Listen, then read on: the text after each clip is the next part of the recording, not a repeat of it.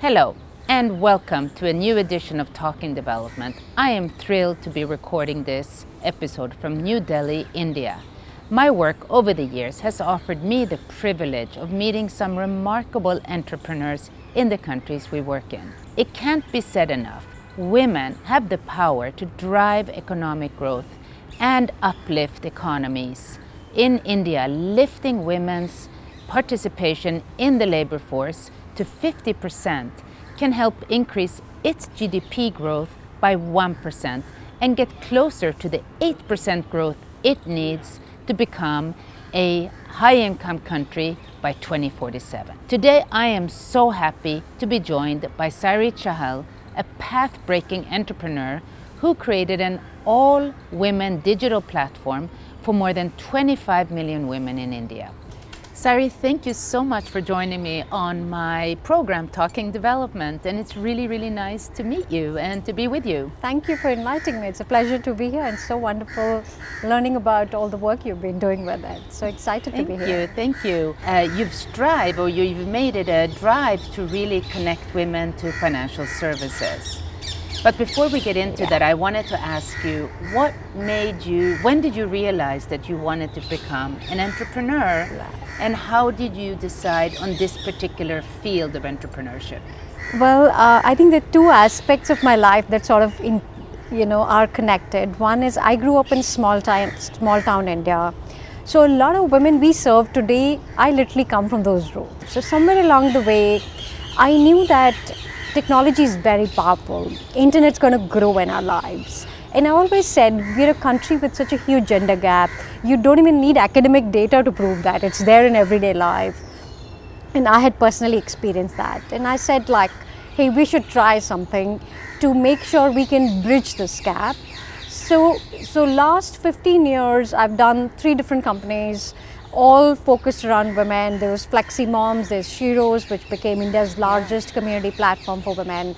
And now I'm building Mahila Money, which is a financial services platform for women. But if you see, the common thread is that we're using technology to connect women to the economic mainstream. So whether it's employment, whether it's entrepreneurship, and now access to capital, we're using this whole gamut of internet and technology to bridge this gap. Amazing. So 3 companies, and I want to talk about your current venture, which is Mahila Money, which I understand means women's money or woman money. That's right. And my question for you is, India's been really quite successful in ensuring universal access to bank accounts. That's right. In India. Yet there is a financial access or financial inclusion gap for women. Yeah. So tell us a little bit about how you're trying to address that gap through Mahila Money. Absolutely. So Mahila Money literally means, Mahila means woman and money means money. So literally it can't be, simpler than that. But you're right. I think we're not trying to build the basics here. The government's done the job of building the basics. Universal banking access is now for real in India. What is not yet done out of all credit in India. So if you look at all loans that the government provides, private sector provides, non-banking financial companies provide, less than 10% of all credit goes to women, which means there's a huge sort of gap there. Yeah. What has also happened is India had a huge success story in microfinance. And microfinance was largely led by women, but microfinance never digitized. So if you were an entrepreneur in a village, you probably had access to that group, but that group is today still offline. So Mahila Money serves women largely via digital. What we offer is productive capital, which means if you're a woman who is building a business, a typical neighborhood business, a beauty parlor, a tailoring boutique, maybe you're trying to build a D2C brand, maybe you run a yoga studio or a tuition center, we're bringing capital to you as loans, but we're also bringing a set of other products, which are, let's say, insurance for your small business, insurance for your own health. Let's say you take a day off, you lose a day's earning. Now, there's no insurance that covers it, but we work with a lot of partners, regulated partners like insurance companies, to build these products. I mean, India, we know, has almost a $1 trillion capital credit deficit.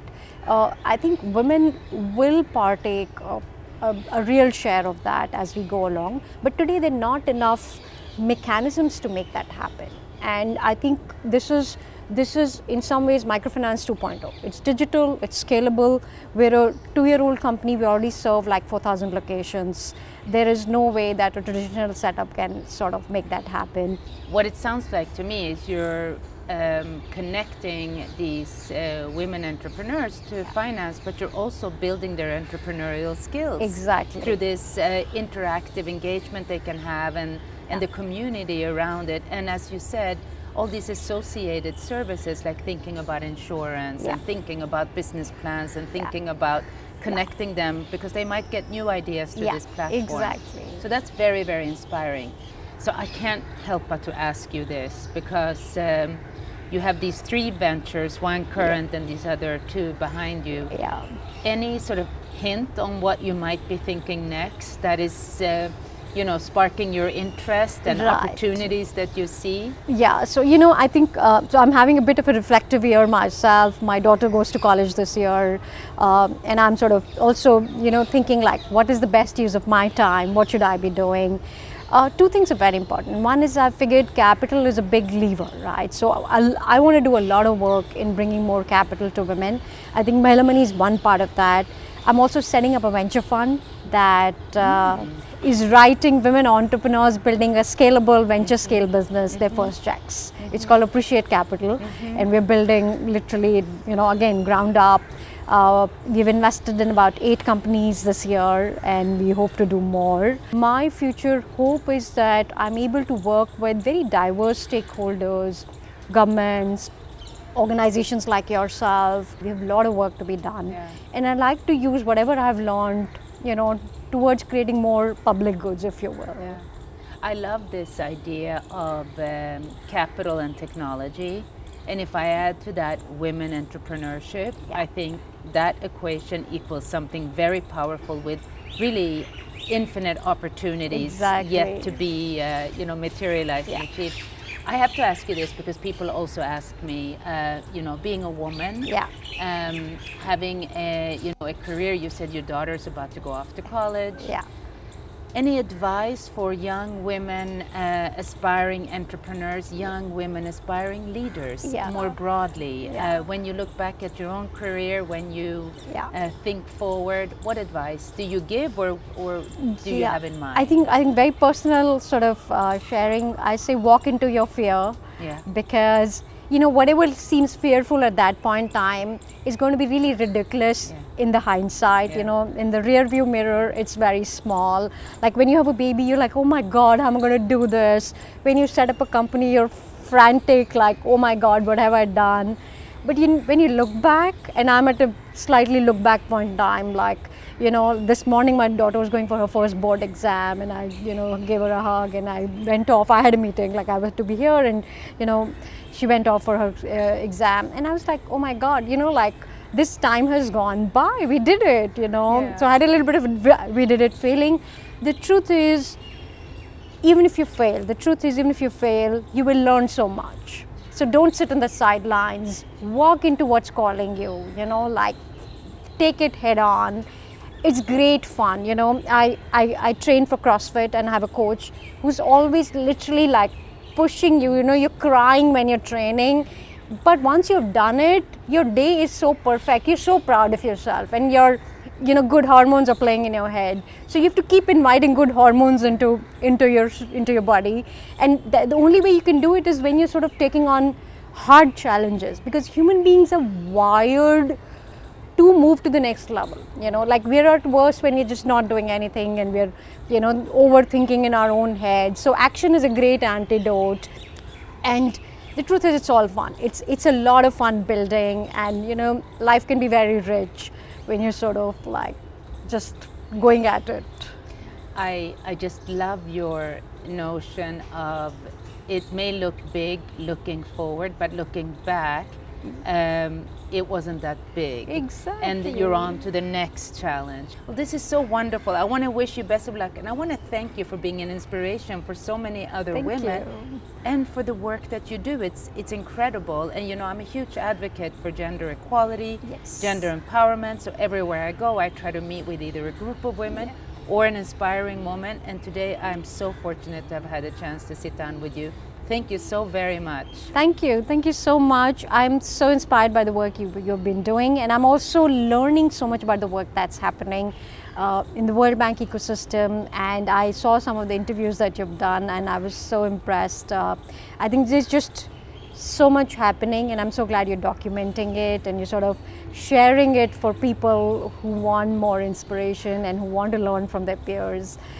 Thank you for having me. I'm super grateful. No, thank you. And you know, bringing these stories out is very, very important for the agenda that we're still on, because there is still a gap There's just out a lot there of gap that we right need now. to address. And you know, the World Bank is very committed to doubling down on gender equality and gender empowerment. In fact, we have a new gender strategy coming out in the next few weeks, and it's one of the most inspiring documents I've read in a long time, because it also focuses on developing women leadership in developing and emerging markets, which I think is such a great place to be. So look having forward met to one that. today, I'm Thank just you. very, very excited. Thank you so much. Thank you you. for being Thank on you. my show. Thank you. All the best. Grateful. Thank you. Thank you. I have to say, one of my favorite parts of these travels I do is to connect with women leaders, women entrepreneurs, either like this as a one-on-one or in groups as I often try to do. What I take away from this chat, if you put together technology, capital, and women, you have an incredibly powerful formula. And I think this formula bodes so well for India, which is really charting the way on all those three dimensions. And I can't wait to see what else comes out of this three components for growth, for inclusion, for equality, for the gaps that we're still trying to address. And not only that, I am looking forward to seeing how we at the World Bank, through our knowledge and finance work, can help export some of India's successes in the field of women, financial inclusion, women entrepreneurship, women inclusion, and empowerment and equality. That's it for now. Thank you so much for checking in on Talking Development, and I look forward to seeing you on the next episode.